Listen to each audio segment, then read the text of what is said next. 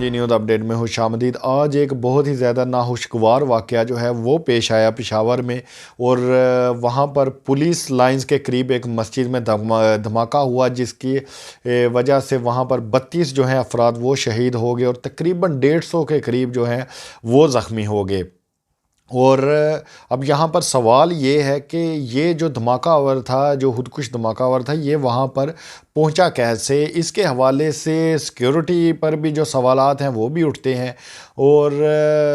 بتایا یہ بھی جا رہا ہے کہ یہ مسجد کی پہلی صف میں یہ خودکش دھماکہ آور جو ہے وہ وہاں پر موجود تھا۔ تو یہ وہاں پر پہنچا کیسے، یہ بھی اپنی جگہ پر ایک سوال ہے۔ لیکن اگر میں پی ڈی ایم کی یا ان کے اتحادیوں کی بات کروں، یا جو صحافی جن کو یہ فیڈ کروا رہے ہیں، اگر میں ان کی بات کروں، تو اس ناخوشگوار واقعے کو بھی انہوں نے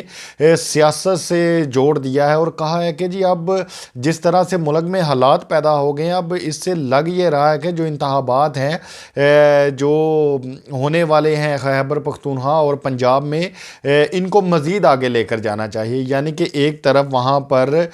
جو لاشیں تھیں وہ پڑی ہوئی تھی، جو ریسکیو کا آپریشن تھا وہ چل رہا تھا، بھی لوگوں کو وہاں سے نکالا جا رہا تھا، اور دوسری طرف اس طرح کے جو بیانات تھے وہ دیے جا رہے تھے۔ تو آپ یہاں سے اندازہ کریں ان لوگوں کی سوچ کا۔ اور دوسری طرف دیکھیں کہ جو فواد چودھری صاحب ہیں، ان کو کس طرح سے لایا جا رہا ہے، اور بتایا یہ جا رہا ہے کہ فواد چودھری صاحب کو تقریباً 48 گھنٹے سے سونے نہیں دیا جا رہا۔ یہ سب کیا کیوں جا رہا ہے؟ یہ اس لیے کیا جا رہا ہے، اب تک کی جو اطلاعات ہیں ان کے مطابق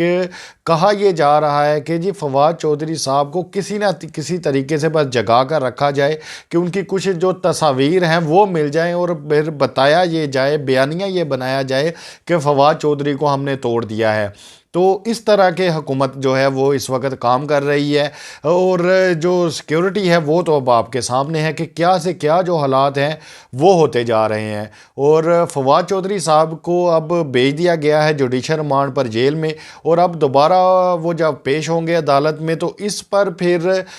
ہو سکتا ہے ان کی جو ضمانت ہے اب وہ بھی ان کو بیل مل جائے اور وہ پھر باہر آ جائے۔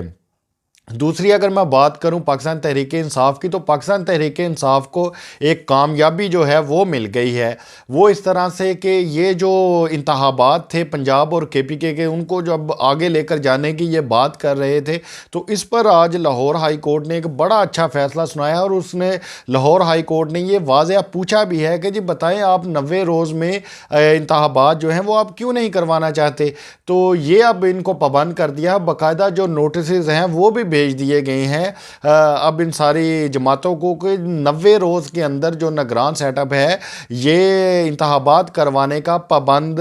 ہو چکا ہے۔ تو اس طرح سے اب عمران خان صاحب کو تو یہ کامیابی مل گئی، لیکن اگر عمران خان صاحب کے ساتھ اب فواد چودھری صاحب 1-2 دن میں باہر آ جاتے ہیں تو یقیناً یہ اس وقت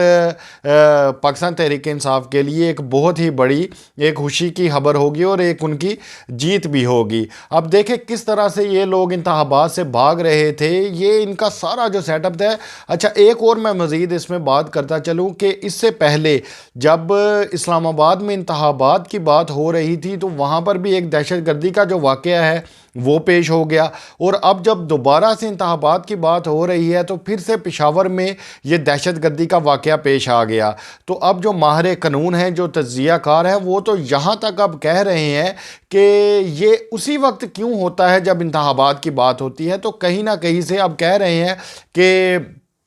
ہو سکتا ہے کہ اس میں اب کسی نہ کسی جو پارٹی ہے اس کا بھی ہاتھ ہو سکتا ہے، کیونکہ ایک طرف جیسے ہی دھماکہ ہوتا ہے دوسری طرف ان کے بیانات آ جاتے ہیں کہ جی ابھی تو ہم انتخابات نہیں کروا سکتے، ملک میں دہشت گردی ہے۔ تو اس طرح کی بھی اب خبریں جو ہیں وہ سننے میں آ رہی ہیں۔ آپ کی اس بارے میں کیا رائے ہے؟ آپ اپنی رائے سے ہمیں ضرور آگاہ کیجیے گا۔ آپ سے ملاقات ہوگی انشاءاللہ تعالی اگلی ویڈیو میں، تب تک کے لیے اللہ حافظ۔